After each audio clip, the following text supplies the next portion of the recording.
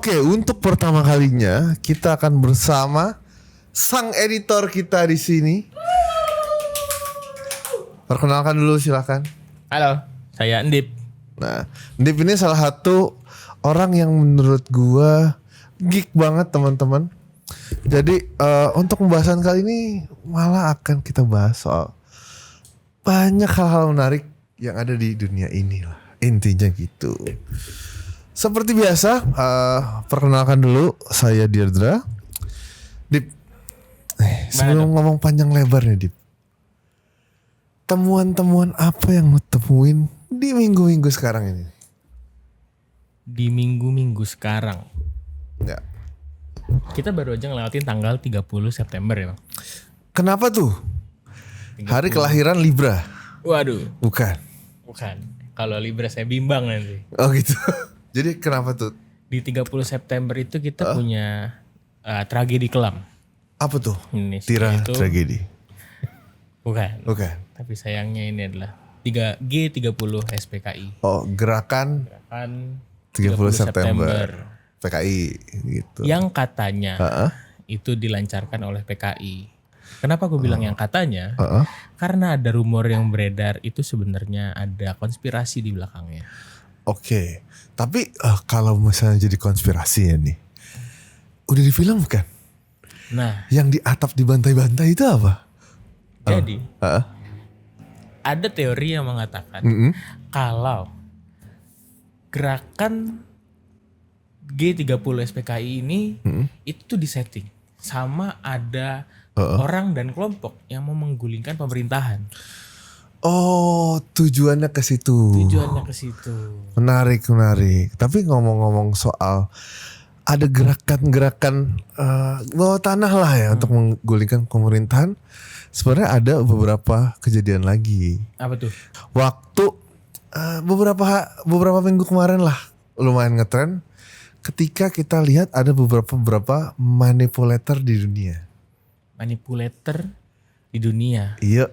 Nah, terutama yang ini ada di dunia entertainment. Katanya ada satu orang ini yang kalau misalnya artis nih, lu mau di join the community gitu di Hollywood apa segala macam, lu harus ikut partinya dia, lu harus ikut gengnya dia, baru lu bisa terkenalkan lah, ibaratnya diviralkan. Kalau enggak lu nggak survive di industri. Nah, sebelum ngomong lebih lanjut lagi, kita opening dulu lah. Teman-teman, selamat datang di Teori Teror dan Misteri.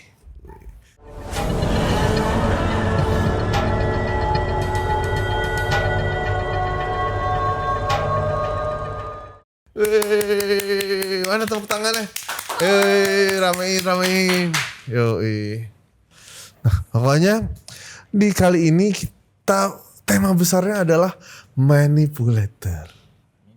Jadi orang-orang yang sangat memanipulasi jagat raya inilah intinya gitu.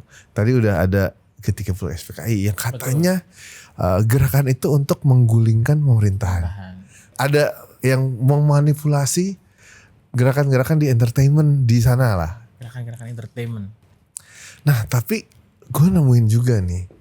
Sebenarnya ada beberapa orang, lebih tepatnya yang ada di pemerintahan, tapi dia bergerak secara bawah tanah. Bergerak dalam pemerintahan, tapi bergerak di bawah tanah. Yoi, underground lah pokoknya.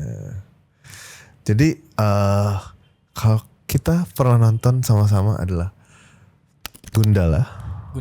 Oke. Negeri ini butuh patriot. Iya. Judulnya aja dah, negeri ini butuh patriot. Berarti ada satu orang yang memanipulasi negeri ini, ya nggak sih? Betul. Nah, salah satunya mungkin dugaannya ya dari kita nonton film berkali-kali itu adalah Pengkor. Dia adalah seorang bisa dibilang mafia lah. Mafia yang dia tuh apa ya, ngumpulin anak yatim dan anak-anak yatimnya itu yang dirawat lah, dibesarkan oleh Pengkor. Jadi ini satu persatu masuk ke dalam jajaran masyarakat. Ada yang jadi dokter, Ada yang jadi entertainer tuh kayak Betul, pelukis. ada yang jadi pemahat. Pemahat, betul. Ada yang jadi dancer. Macam-macam di situ. Di seluruh lapisan masyarakat termasuk si pengkornya itu sendiri. Dia jadi Dewan Perwakilan Rakyat. Salah satu wakil rakyat lah intinya. Jadi memang dia tuh nggak cuma memasuki berbagai sisi lapisan masyarakat, tapi dia juga memasuki sisi pemerintahan. Betul. Jadi nggak cuma dia mengendalikan di bawah, dia mencoba mengendalikan di atas juga. Iya, kan jadi sebenarnya memanipulasi negara juga kan. Aturan negara bisa dirubah sama dia. Ya kan? Kalau dia pengen ngeracunin sesuatu bisa ditutupin sama dia. Misalnya media dikendalikan juga kan. Betul. Udah nyaman tuh. Ngomongin soal media, gue baru menemukan nih di Tira Audio Series, itu ternyata ada tragedi di mana 1.000 orang di sebuah desa yang namanya Kampung Nagawesi. Mereka tuh meninggal gara-gara keracunan air tanah. Oke.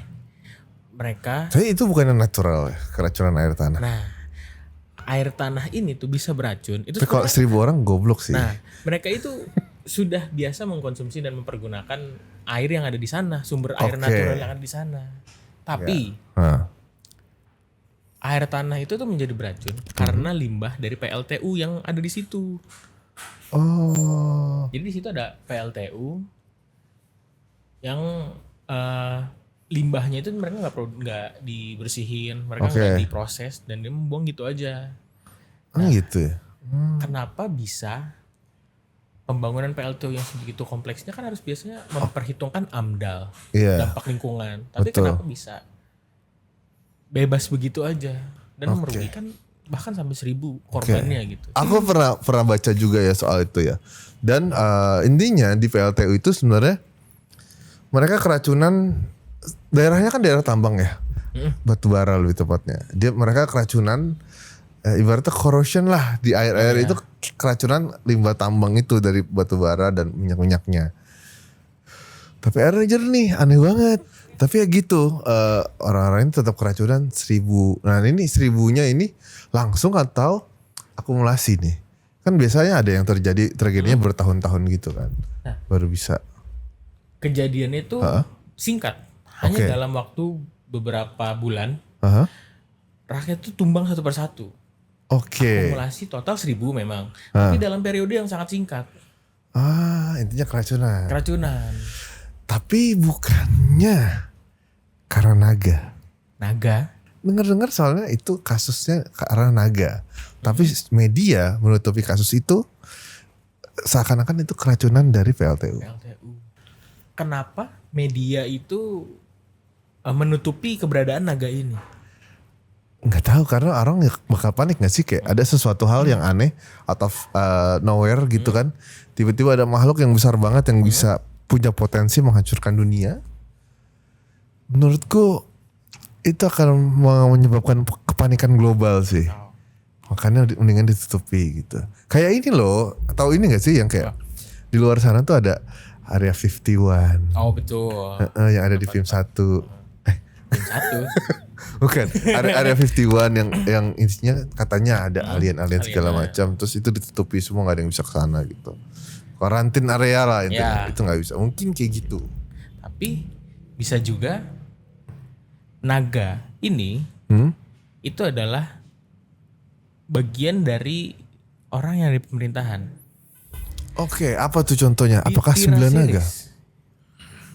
Naga-naga itu masuk ke dalam tubuh manusia. Roh naga. Oke. Menarik. Ini Tira series yang ada di sini Plus Hotstar ya? Betul. Oke, boleh ceritain coba, silakan. Di Tira series ini, roh naga yang tersebar ini mereka masuk ke dalam tubuh orang-orang. Oke. Ada angkasa dan ada banyak teman-temannya lagi. Oke.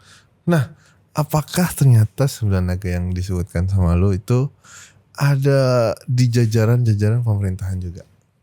Sama kayak Pengkor yang tadi kita bahas di awal. Bisa jadi mereka itu sama seperti Pengkor yang memasuki berbagai lapisan masyarakat dan pemerintahan. Jadi si orang-orang yang memiliki 9 naga ini mereka juga punya kendali.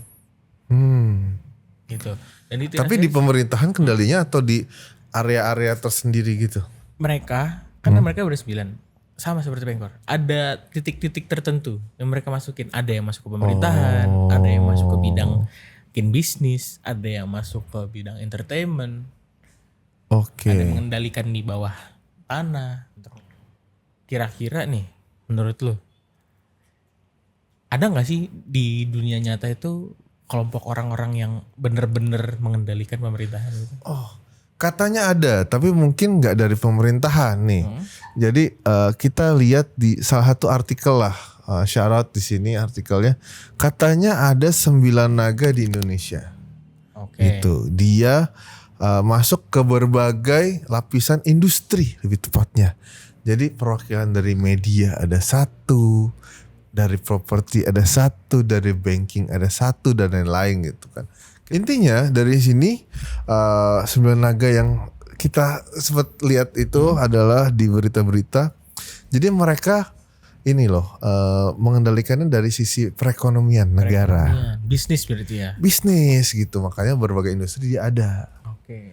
Kan kita sempat lihat tuh ada berita yang mereka mengunjungi IKN tuh, berdiri di atas IKN tuh. Para 9 naga ini gitu kan. 9 naga berdiri di atas IKN. Iya. Apakah itu pertanda guys? Pertanda. Kalau sebenarnya kita dikendalikan. Apakah dengan dikuasainya 9 naga ini bisa menjadi buruk? Atau justru dari 9 naga ini kita bisa membangun sebuah negara yang lebih baik? Tergantung. Kalau misalnya sifatnya dia di perekonomian, mungkin perekonomian negara akan lebih baik. Tapi kalau sifatnya jadi kemafiaan, kan jadi untuk kepentingan pribadi ya. Semua jadi korup gitu ya. Semua jadi korup, termasuk pemerintahannya mungkin. Tapi oke. Dari tadi soalnya bahasnya soal manipulators nih. Gue pengen tanya, kita blind itu aja deh. Blind rating aja, blind rating. Menurut lo 3 manipulator terbaik of all time siapa? Gak harus orang asli.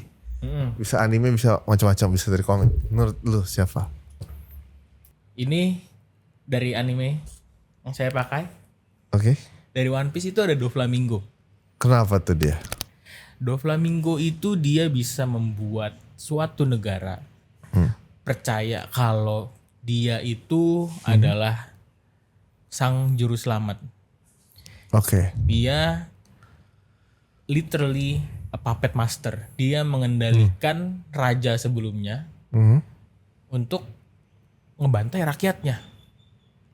Oke. Literally a puppet master dengan cara dia dengan kekuatan stringnya, kekuatan benang-benangnya dia mengendalikan si raja sebelumnya dan membuat rakyat percaya kalau raja yang sebelumnya itu jahat dan dialah si penyelamatnya.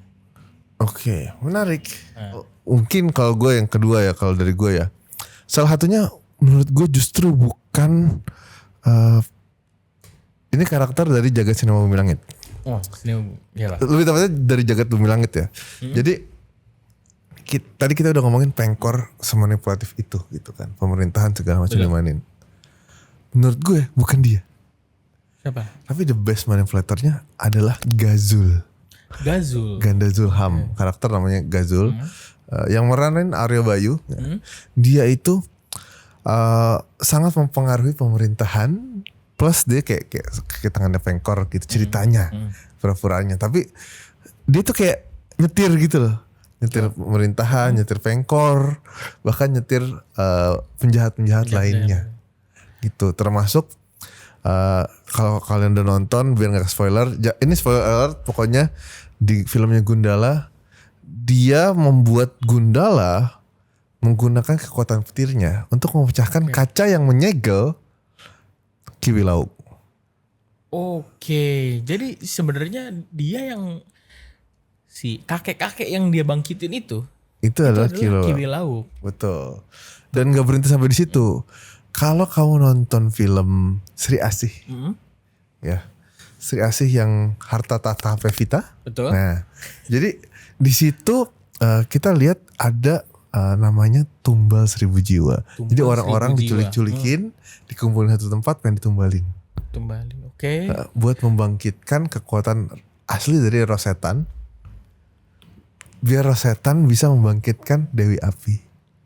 Jadi memang tujuan dari roh setan itu bukan untuk membalas dendam ke Sri Asih. Tujuannya dia iya, tapi tujuannya Ghazul yang bikin beda. Apa tuh? Dia ingin membangkitkan Dewi Api. Jadi begitu si roh setan itu mendapatkan kekuatannya, otomatis satu kunci segel Dewi Api kebuka. Oke. Ngerti gak? Jadi kan katanya ada beberapa panglima dia kan. Nah, panglimanya tuh harus kebuka semua tuh.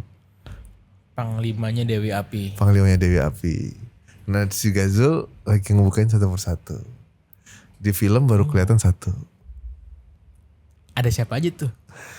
Nanti spoiler jangan. Tapi salah satunya kan ada yang Kiwi Lauk, salah satunya. Kiwi Lauk juga. Roh setan katanya.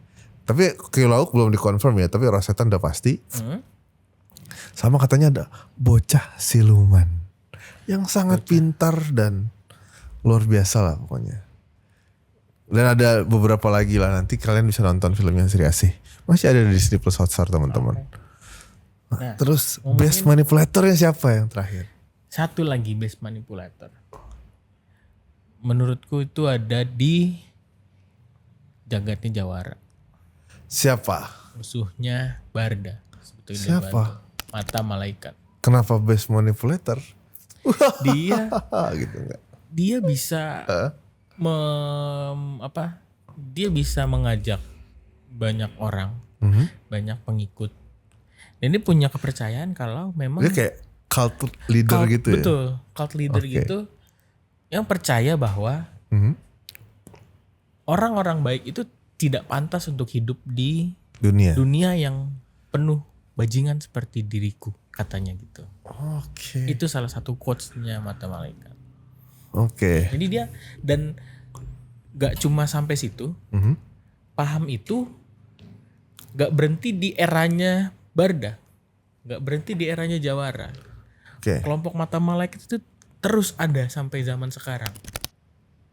Pemahaman Apakah itu tetap ada sampai sekarang? Apakah kelompok-kelompok Mata Malaikat ada di salah satu pemerintahan kita saat ini? Nah,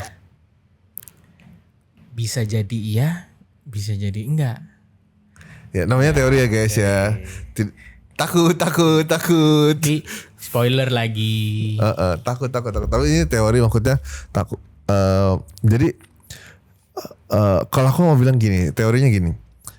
Semua karakter fiksi itu biasanya referensinya dari dunia nyata. Cuman kayak ada 80%-nya dijadiin fiktif gitu kan. Tapi sisanya 20% sebenarnya fakta yang belum terungkapnya. Referensi. Yes, jangan-jangan ya Mata Malaikat sampai sekarang masih ada di sekitar kita. Gitu. Tapi menurut kalian best manipulator of all time siapa sih? Coba tulis di kolom komentar. Tulis di kolom komentar pokoknya.